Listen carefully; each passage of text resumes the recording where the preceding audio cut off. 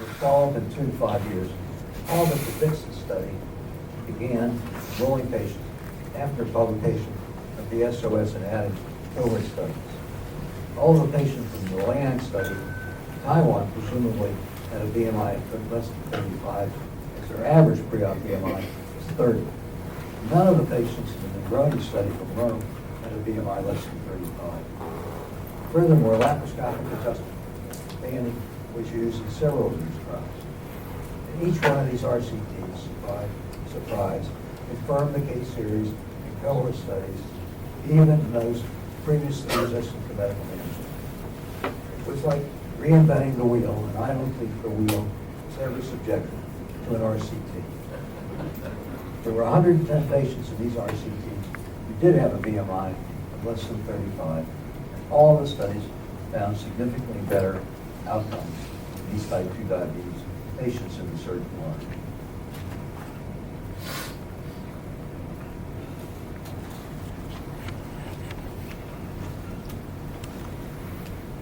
And now there are a large number of new diabetic medications being heavily promoted on television for type 2 diabetes resistant to standard therapy, with several more in progress. Several are GLP-1 mimetics, some SLG2 inhibitors, and a number are PP4 inhibitors.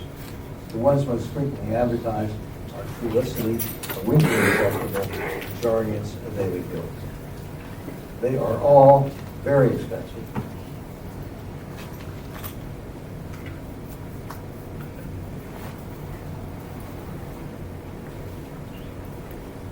Most of them have a risk of inducing pancreatitis, renal dysfunction, as well as other complications. The question will be as to whether one of these medications will be less expensive than a mostly one-time surgical operation over 5 to 10 years. Furthermore, none of these medications treat any of the other non-diabetic complications of severe disease, which we previously mentioned. In 1993, Kuzmak introduced a gastric band, which was modified so it could be inserted laparoscopically. The lap band took over the bariatric world, especially in Europe. In the United States, the lap band was subjected to a 3-year FDA clinical trial with an investigational device exemption, IDE, before it could be given a pre-market approval, PMA. We were one of the study sites. And although we had a couple of patients who did very well, we had other patients who lost no weight at all despite frequent adjustments of the band. And our overall weight loss was much less than our old data with the BBG. We also began to see some patients with a dilated esophagus and became quite concerned. Inamed Corporation tried to get approval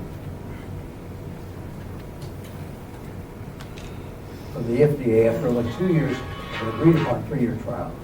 And that's when I showed up at the FDA, expressing concerns about the efficacy and complications of the lap band, and recommended that it not be approved until approved, agreed-upon 3-year data were evaluated. The FDA panel agreed.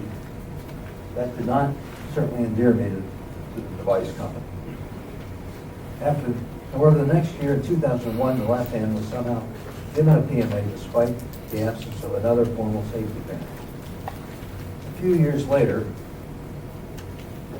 I did a live simulcast here with Jacques Timpins and Guy Carrière watching them pace a couple of lap bands in Brussels. And I warned them that they were going to be taking a lot of them out someday and converting the patients to gastric bypass. And they chuckled. But I think I got the last laugh. And that they had to remove the band in nearly 60% of the patients.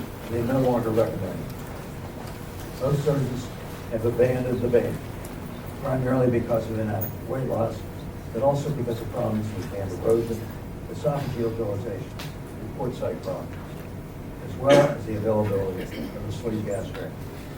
We'll see how well Governor Chris Christie, who had a lap band, does as compared to Al Roker, who had a gastric bypass.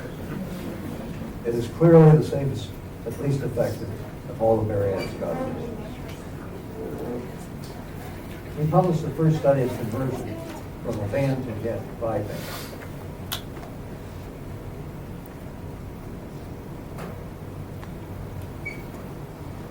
That's a quote from Piquet. Anyhow, this study was presented by Shano Ikari, one of our fellows here, at the ASMBS meeting, and he was vilified for converting so many lap bands to gastric bypass.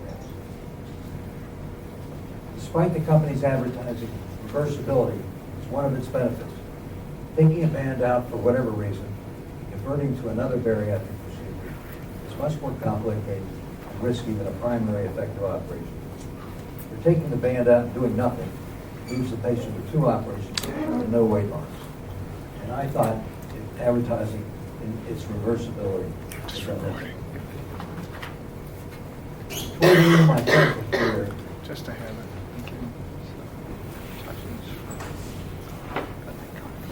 Alan Whitgrove developed a laparoscopic gastric bypass. It's a little difficult to see the slides. My colleagues here, Eric B. Murray and Mike Schweitzer, I'm still loving it now. began to develop the approach, and I watched from a distance. The technique improved, I felt it was time for me to learn. But all this was a spectacular advance in bariatric surgery. The early days were a disaster around the country. Many patients were severely injured or even died by incompetent surgeons who felt they had to do the gastric bypass laparoscopically to remain competitive. Television and newspaper articles were calling this surgery extremely dangerous.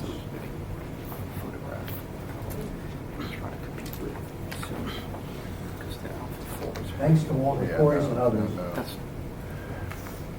Everybody's trying to catch for it up. developing the initial program for hospital and surgical accreditation. We should have known this would happen based on the epidemic of life-threatening common duct injuries in the early days of laparoscopic cholecystectomy. And I was remiss letting these weekend courses, sponsored by the instrument manufacturers who had a vested interest in having as many surgeons as possible during the laparoscopic procedures, take place here. Last one.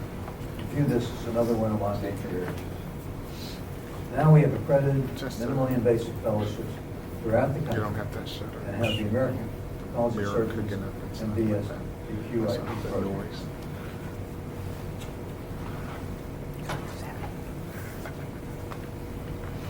Oh, the lenses.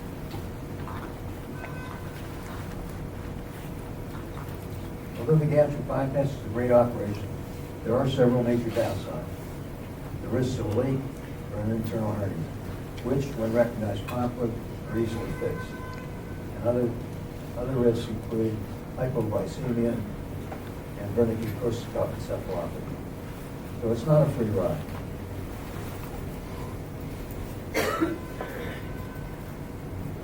In 1982 to 2000, our group performed several thousand open gastric bypass procedures. At the same time, I've been providing surgery for patients with inflammatory bowel disease, Crohn's disease, and ulcerative colitis. And at this time, I noticed the development of paresthesia in my hands and feet. An MRI showed multiple areas of cervical stenosis, and I was scheduled for surgery on December 6, 2002. In late November, National Geographic came here to record a gastric bypass procedure on a patient to appear in their issue called FAT, and ABC to do a story on an adolescent who was to have a gastric bypass on their Friday news program, 2020. Fortunately, these procedures went well, and I wasn't featured as an impaired surgeon on a Sunday evening, 60 Minutes program. I had my surgery with laminectomies at C2, 3, 4, 5, and 6, and it took me almost a year to recover. And as a surgeon, I can attest to the fact that it's better to give than receive.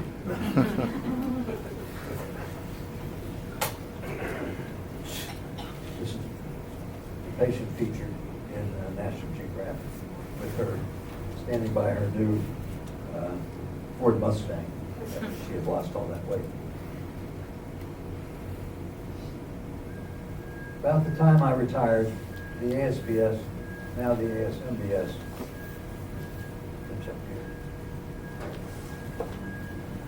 was the end of my surgery career for sure.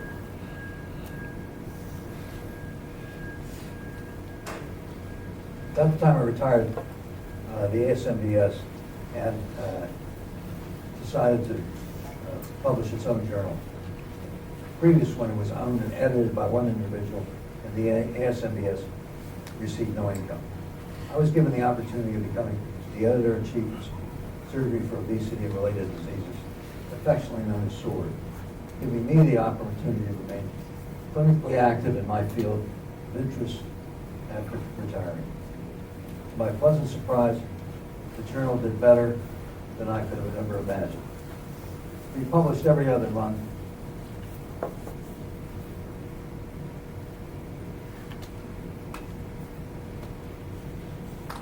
The first few years, but are now publishing monthly. Our first impact factor came in at 2.9 at 3 years and increased progressively from 4.1 to 4.9 in 2013, placing it at that time fifth of 135 surgical journals and above the British Journal of Surgery and the American College of Surgeons journal.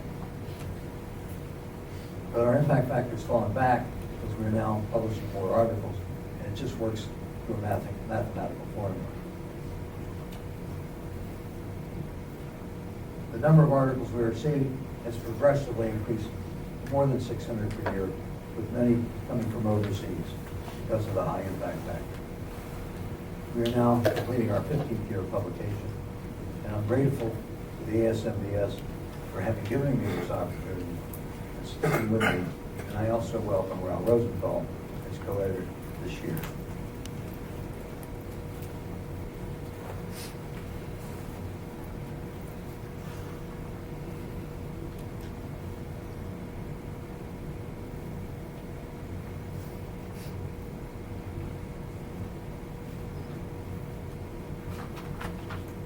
During the years while I was editor-in-chief of SWORD, I continued to work on my hypothesis to develop from my research on the acute adult compartment syndrome after trauma and the chronic adult compartment syndrome associated with severe obesity. And it seemed as if all of these complications from an increased intra-abdominal pressure were the same as the symptoms present in preeclampsia, the second biggest killer of pregnant women, and in a recent article, it costs the U.S. healthcare system over $2.3 billion a year, just short-term costs. And despite an ID from the FDA and multiple IRBs, we were unable to study this hypothesis. Norfolk, Jackson, Mississippi, Padua, and Cuenca, Ecuador, thanks to Ed Ubertos. There are interesting stories with each of these, not enough time to present them. So after all of these failures, a lot of personal expenses, I threw in the towel and became very despondent. I am still convinced that an increased intra-abdominal pressure is the cause of preeclampsia, but I have been unable to convince the maternal fetal medicine doctor. There's no way to get venture capital funding to do the studies. And so comes the next phase of my life.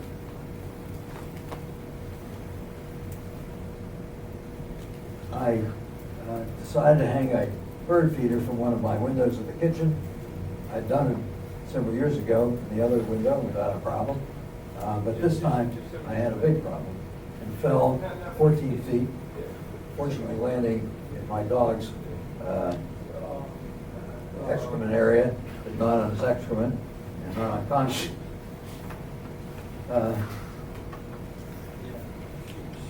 My life as a bariatric surgeon was exciting, challenging time. I worked hard, enjoyed every minute. There were lots of ups and downs, but the ups far outweighed the downs. After I retired, Betsy and I, as you heard, moved to San Jose to begin a new life. It was a great place with new friends and interests, and everything seemed perfect until one day I fell out of the window. My life changed in a split second, not only for me, but for Betsy.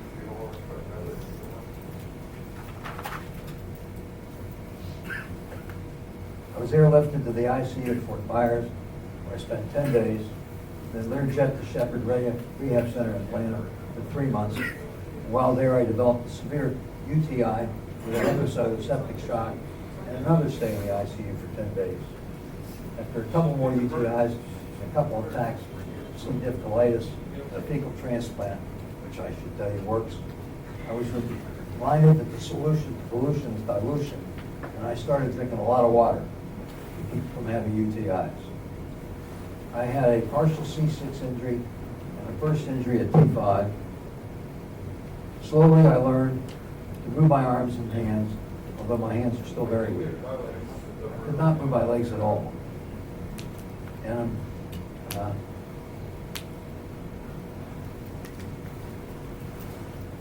was able to resume work on Sword after a couple months, which was a lifesaver, and I'm very grateful to Bruce Wolf for helping me out during those 2 months of true disability. After Shepherd, we moved to Utah, where one of our children lives.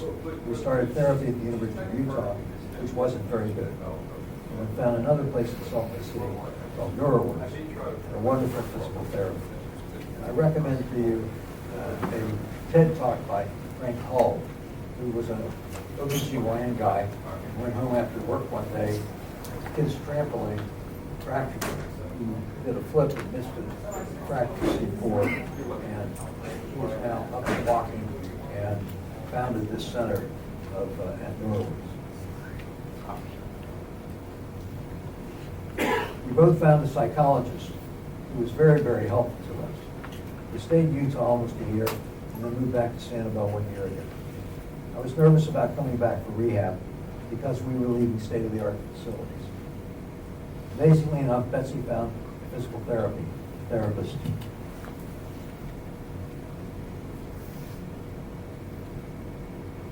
Who I have been working with for almost a year.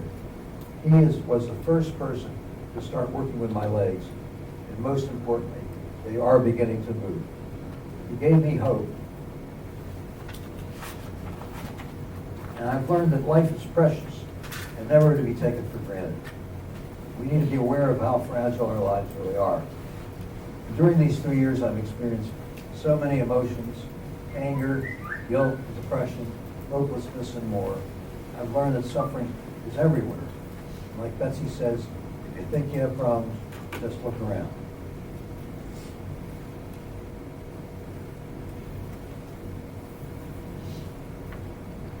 What makes your life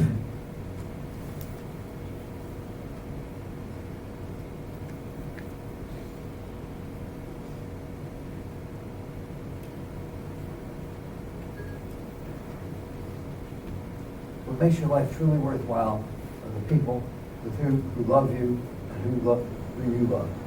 I've learned the true meaning of friendship and what those friends mean to me. Dr. Grace Ruzicki and David Felicity, who some of you know, trauma surgeons, sent me a get well card every single week. I also received hundreds of other cards, and amazingly, none of them were alike. Walter Pori sent me a watercolor kit.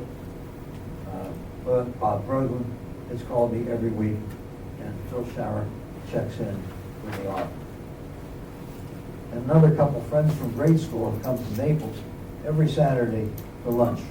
Another friend in Sanibel rigged up a fishing rod and a pontoon boat so I could even go fishing.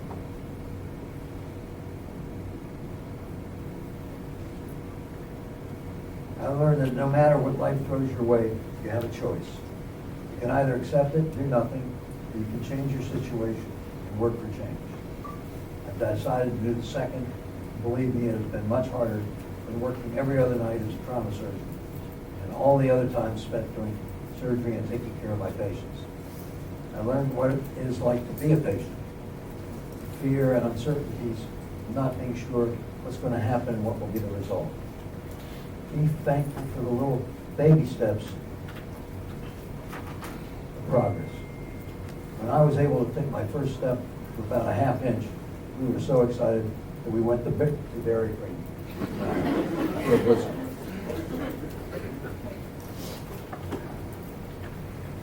Finally, I've come to understand that what tough love really means. Catherine, our daughter, says mom's like a dog with a bone. She's been on me from the beginning, and there doesn't seem to be any love. It's made me angry and very frustrated at times, mainly because I'm not used to having someone else as especially my wife, tell me what to do. But I now realize that without her, I'd either be dead or lying in some nursing home. She's taught me what the true meaning of love is. For that, I'm grateful. She's taught me that she will never give up on me, so how could I ever give up on her? In conclusion, I've had a very interesting and productive life. In spite of a lot of big bumps in the road, some important lessons for all surgeons. One, don't let mental illness get you down. Be supportive of others when they are down or have a substance abuse problem. Don't believe everything a professor tells you. Beware of authoritative articles, even those in very prestigious journals. Don't take rejection for a concept or manuscript you believe in without fighting back. Be open to new ideas. And don't jump into a new idea or procedure without an adequate education or training. Conduct clinical research. Publish your articles, both good and bad, so they can benefit patients around the world. And finally, don't fall out of a second floor window or off a ladder. I would like to thank those faculty members here who helped me accomplish the research work we did.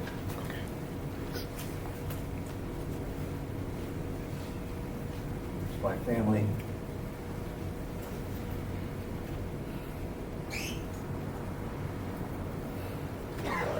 And 9 grandchildren.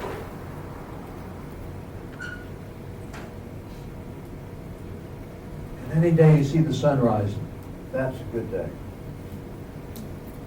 And these are some of the faculty members with whom I worked here who really were great to work with. And I thank all of you who are here, and some of you who can't be here. Like you, Ralph. And these are some of the other people, especially Chuck Blocker and our research nurses, Jill Meadower, dietitians, our OR nurses, and our secretaries. They made this work all possible. For this experience, thank you very much.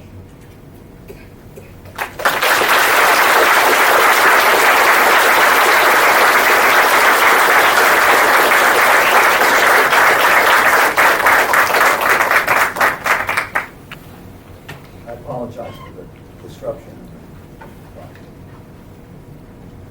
Dr. Harvey.